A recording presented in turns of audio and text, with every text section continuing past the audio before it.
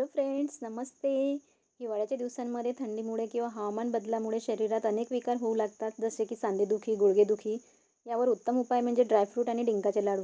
तर चला, जास्त वेळ न घालवता रेसिपीला सुरुवात करूया. येथे मी प्रत्येकी 100 ग्राम काजू, किशमिश, बदाम, खोबरं आणि खजूर घेतले आहेत.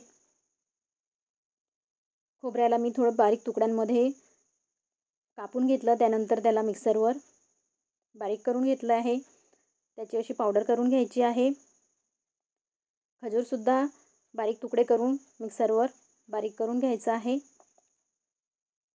खजूर आणि मनुक्यांमध्ये आयर्न भरपूर असल्यामुळे तुमच्या रक्तातील हिमोग्लोबिन वाढवण्यास मदत होते.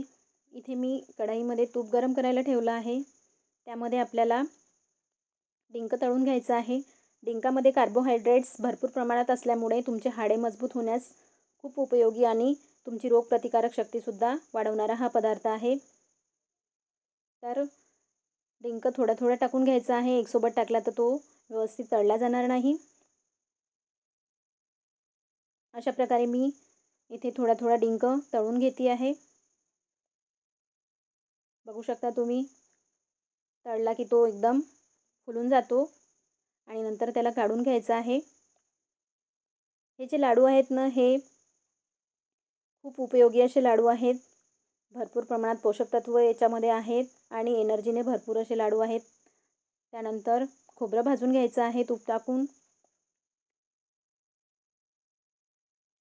घरामध्ये वृद्ध असोत किंवा लहान मुलं असोत, यांच्यासाठी खूप उपयोगी असे हे लाडू होणार नक्कीच. सोबतच माझ्या ज्या मैत्रिणी आहेत, गृहिणी आहेत, त्या स्वतःकडे लक्ष फार कमी देतात. त्यांनासुद्धा नियमित हिवाळ्यामध्ये हे डिंकाचे लाडू खाणे आवश्यक आहे. इथे मी सगळे ड्रायफ्रूट्स जाडसर बारीक करून घेतले आहे आणि त्यांनासुद्धा तुपामध्ये थोडे तळून घ्यायचे आहेत. साधारण 5 मिनिट वगैरे लागेल. अशा प्रकारे सर्व ड्रायफ्रूटसुद्धा तुपामध्ये भाजून घ्यायचे. त्यानंतर तळलेला डिंक बघू शकता तुम्ही, अगदी सहज बारीक होतो. त्याला बारीक करून घ्यायचा आणि सर्व साहित्य एकत्र करायचं.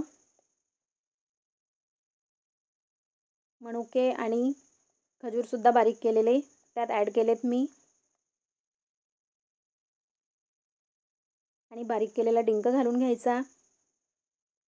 सर्व साहित्य मिक्स करायचं आणि त्यानंतर फ्लेवरसाठी थोडी इलायची पावडर टाकायची. इथे मी साधारण 1 कटोरी, मोठी कटोरी आहे, गूळ घेतलेला आहे. गुळाने तुमचं पाचन सुधारतं. गूळ मेल्ट करून घ्यायचा त्याच कढईमध्ये आणि त्यानंतर त्यामध्ये 1 टेबलस्पून घी ॲड करायचं. गूळ मेल्ट झाला की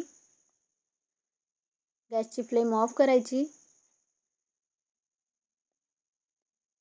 हे जे लाडू आहेत ना मित्रांनो, यामध्ये भरपूर प्रमाणात असे पोषक तत्व आहेत आणि एनर्जीने भरपूर असे हे लाडू होतात. घरामध्ये वृद्ध असतील किंवा लहान मुलं असतील, त्यांच्या आरोग्यासाठी उत्तम असतात. सोबतच माझ्या सर्व गृहिणी मैत्रिणी आहेत, त्यांच्यासुद्धा हेल्थसाठी उत्तम असे हे लाडू असतात. कारण काय होतं की आपण फॅमिलीकडेच लक्ष देतो, स्वतःकडे लक्ष देत नाही. तर माझ्या मैत्रिणींनो, तुम्हीसुद्धा हे डिंकाचे लाडू हिवाळ्यामध्ये बनवा आणि स्वतःसुद्धा खा आणि फॅमिलीलासुद्धा खाऊ घाला. अशा प्रकारे लाडू वळून घ्यायचे आहेत.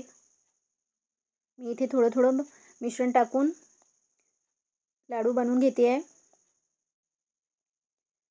जर मध्येच तुम्हाला असं वाटलं की पाक थोडा गार झाला आहे, तर त्याला थोडं गरम करून घ्यायचं आणि परत मिश्रणामध्ये ॲड करायचं आणि सर्व लाडू तयार करून घ्यायचे. तर बघू शकता तुम्ही, इथे सर्व लाडू रेडी आहेत. तर आजचा व्हिडिओ तुम्हाला कसा वाटला, लाईक, शेअर, कमेंट करा आणि सबस्क्राईब करायला विसरू नका. थँक्यू.